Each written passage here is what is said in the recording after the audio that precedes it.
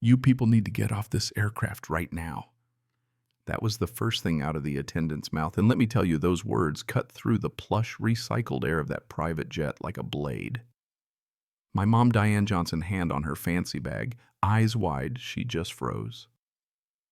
And me, I'm Maya Johnson, CEO of a tech company that, well, let's just say people have paid more for less in Silicon Valley. But at that moment, with rain tapping the windows of the airstrip, all I could do was stare back at that flight attendant, arms crossed like he was guarding Fort Knox, and wonder if this was real life. You ever have a moment so surreal you start looking for hidden cameras? Yeah, that happened. Behind him, the pilot and co-pilot pretended to busy themselves with switches. I guess that's how you act when you know something's wrong but don't have the guts to stop it. The whole thing had the chill of a bad movie, except it was my life and I'd paid $45,000 for the privilege. Not exactly the ending I had in mind. So I said, voice steady, the way I do when an investor tries to pull a fast one in the boardroom. Excuse me, there's been a mistake. The attendant wouldn't even meet my eyes. Said there was a booking error, that we needed to leave. My phone buzzed. Perfect timing.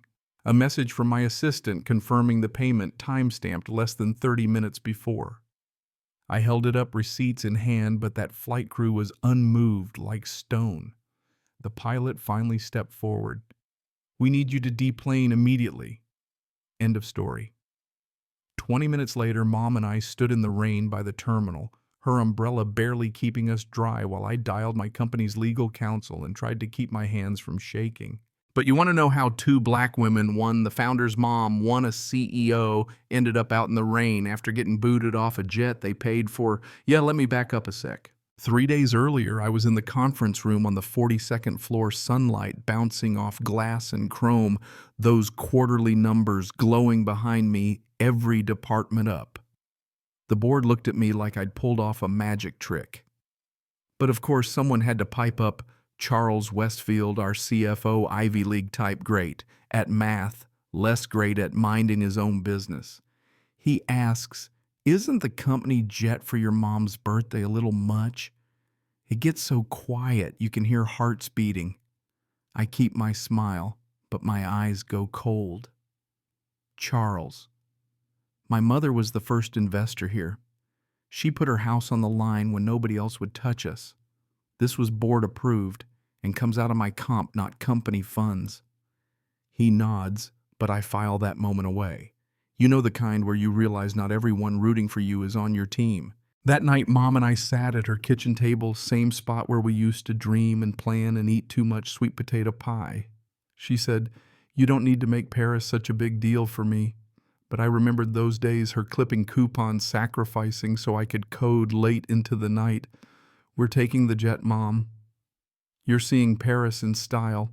End of story. Across town, though, Charles was pacing his penthouse, talking in hushed tones about me getting too confident. And on the other end, someone said, maybe it's time to remind her there are doors that don't open no matter how successful you get. Yeah, some folks don't like it when you forget your place.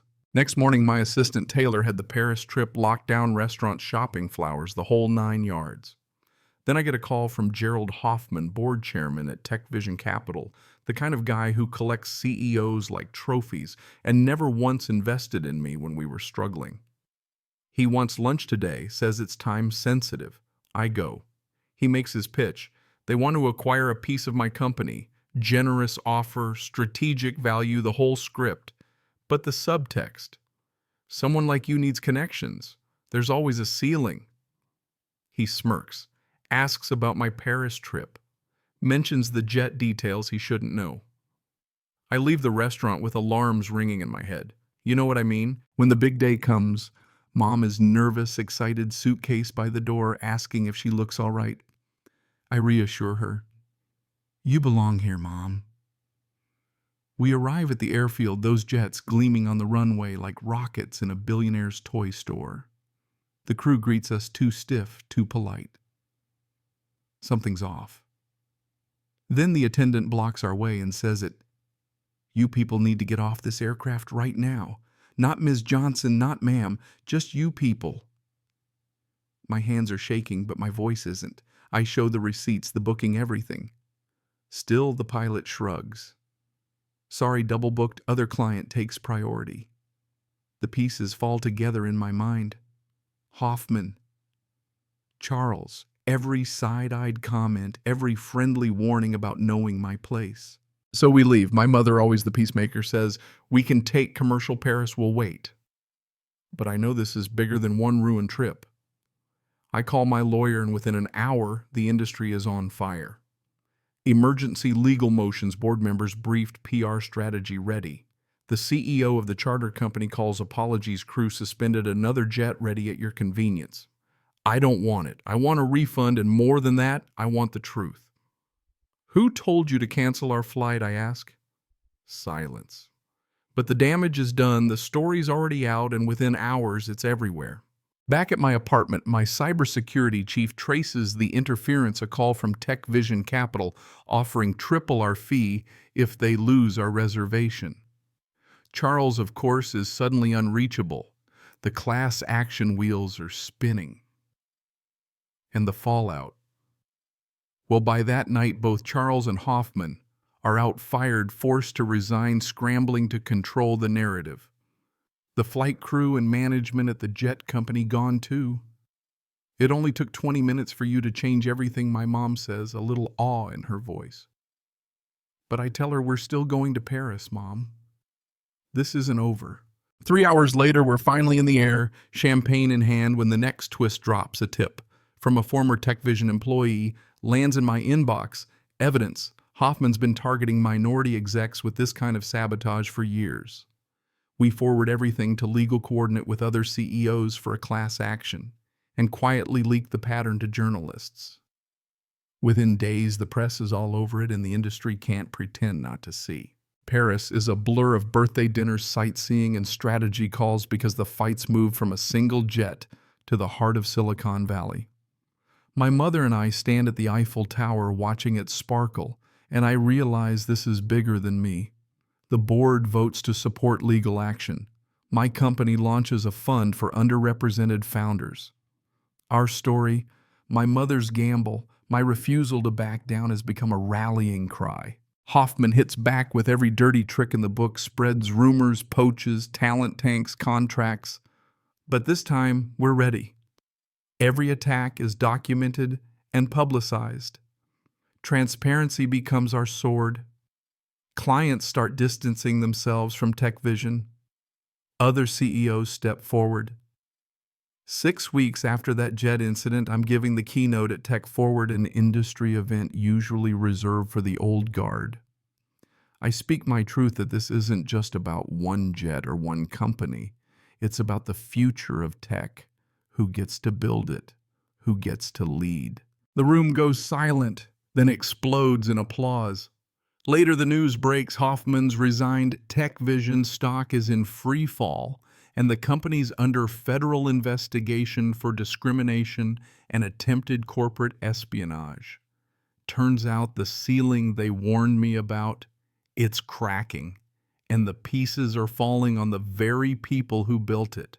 3 months on, Mom and I sit at her kitchen table again, the same pie between us, talking about how to invest in the next generation of founders.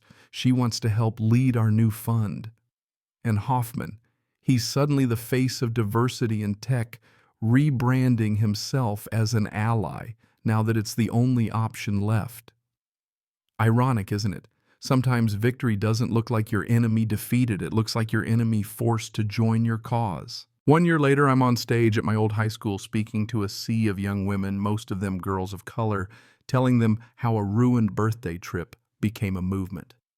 I tell them it's not just about fighting back. It's about preparing, building alliances, creating the world you want to see. And as they stand to cheer, I know the real change is already happening, not just in boardrooms or headlines, but in these kids' imaginations. So here's my question for you.